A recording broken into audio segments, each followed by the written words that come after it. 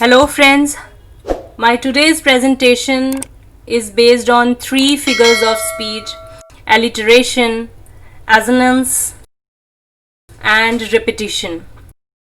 Sometimes students get confused between these figures of speech, the literary devices, the decorative tools of any writer or poet. So let's see what are the differences amongst these three literary devices: alliteration, assonance and repetition. What is alliteration? Now, alliteration means same consonant sound is repeated in neighboring words, that is those words that are occurring in succession. So the consonant sound is repeated, and usually this consonant is placed at the initial part of the word. So repetition of consonants placed at the beginning of the words. What is assonance? The same vowel sound is repeated in neighboring words or the words coming in succession. The words may start with different consonant sounds, but the vowel sound could be in the middle. I'll show you its example further. What is repetition? Now here we are not talking about any consonant sound or vowel sound. We are talking about the whole word, complete word or a phrase.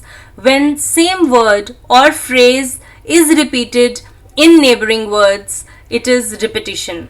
It has nothing to do with consonants, vowels, as it refers to repetition of words or phrases. For example, knock knock, who is there? Now knock knock is repeated, the complete word is repeated. Why do we use these literary devices? Now the basic purpose I could think of is to engage readers' auditory skills. It's a real auditory pleasure when we hear alliteration or assonance or the repetition. It has a different impact on the audience, on the listeners, on the readers. So to reflect certain feeling or mood, to add fun, rhyme or unity in the literary piece of work. Let's have a look at some examples. This is general example 1. Alliteration. She bought a bit of butter to make bread better. Now bought, bit, butter, bread, better all use the consonant sound b. So this is alliteration. You can easily see that these words are neighboring words. They are not distanced. If they would be distanced too much, then alliteration will not be observed. Assonance. The room illuminated with slight light of fire. The use of I vowel here, slight, light, fire. So I vowel sound is repeated here. It is an example of assonance. Repetition.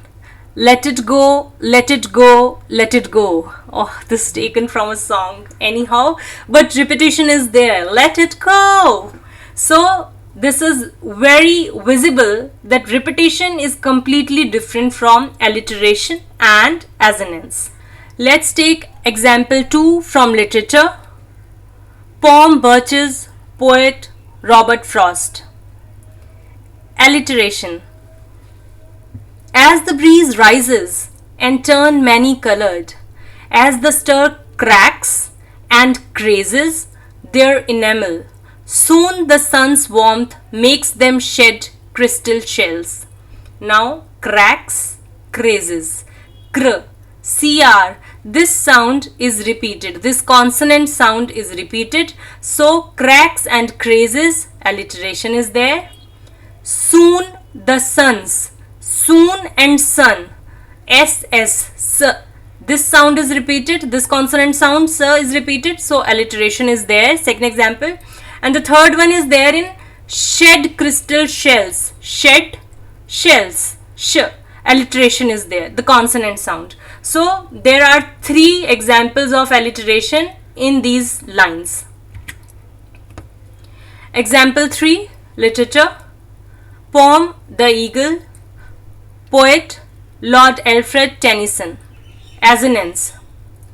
He clasps the crag with crooked hands, close to the sun in lonely lands. Clasps, crag, hands, lands. So you can see the A vowel sound is repeated in these words. I marked them red so that you can identify them. So assonance is very much present here. Our fourth example from literature, poem The Rime of the Ancient Mariner, poet Samuel Taylor Coleridge. Repetition is there. Day after day, we stuck, nor breath nor motion, as idle as a painted ship upon a painted ocean. Day after day. This is a phrase which is repeated, one after the other in succession. So this is the repetition of a phrase. In the same lines, we have neighboring words where painted word is repeated. Painted ship and then painted ocean. So painted is also example of repetition. There are so many figures of speech in this poem, The Rime of the Ancient Mariner. Water, water everywhere, not a drop to drink. So water, water again is an example of repetition. So that is it. I hope the general examples as well as examples from literature would have helped you to understand the difference between these three literary devices: alliteration, assonance and repetition. Thank you. If you liked it, do like, share and subscribe my channel Yawn to Learn. Thank you and God bless you all.